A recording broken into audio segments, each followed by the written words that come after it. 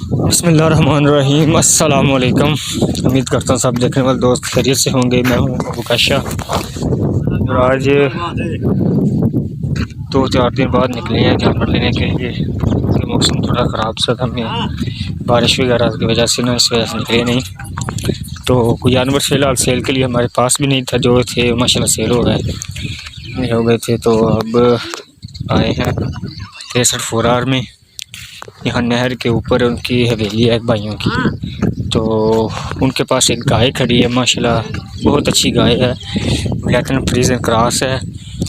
तो उसकी वीडियो बना के आपको दिखाते हैं और कीमत वगैरह पूछ के बताते हैं। अगर सौदा हो गया इंशाल्लाह तो फिर भी आपको बताएंगे जब लेके गए या जो भी बात हुई। तो वीडियो शुरू करते हैं, इसे आपको गाय दिखाते हैं इंशाल्लाह।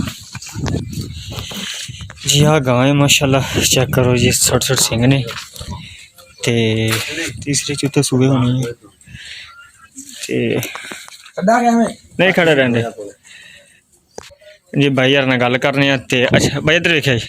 अस्सलाम वालेकुम जी। भाई की नाम है? मोहम्मद नवाज। अच्छा जी, लोकेशन केड़ी जगह केड़ी है? ठाठ फोड़ दी है। अच्छा जी, ठाठ फोड़ मैं रेट दी समझी गया, ठाठ फोड़ दी। अच्छा भाई जी अपने को गां है सेल वास्ते कर दी है कि लैकी सेल वाली दी? कर दी है जी।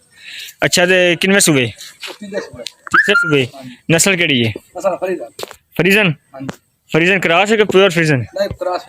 क्रॉस फ्रीजन। किन्ने दिन लेंदी सुमन दी? 8-10 दिन ले जाएगी माशाल्लाह। वेट चेक करो तुसी, 8-10 दिन ले जाएगी, थल्लों चंगी खुली है। अच्छा जो अपने को पहला दूजा सुबह सुई है तो कितना दुध करती रही है उदों? 24-25 लीटर करती रही है।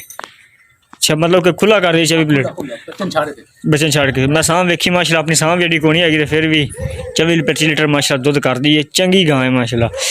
तो इनकी कीमत कुमत की जायज़ मुनासब जिथे आप गां जिथे देनी है गां?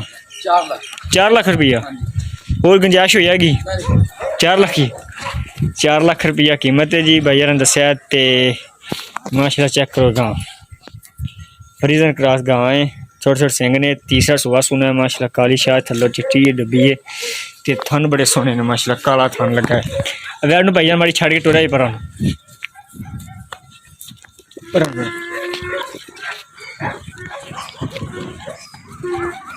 बल लाओ।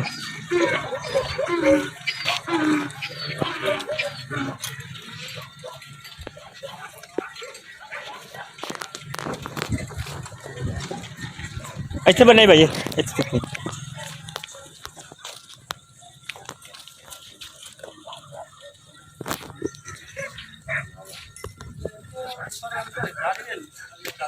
अच्छा उस्ताद ना आपका फोन नंबर दे दिए थे जिन्हें व्हाट्सएप भी हो तो दूसरा भी इतने सामने हो नंबर दस दे दी।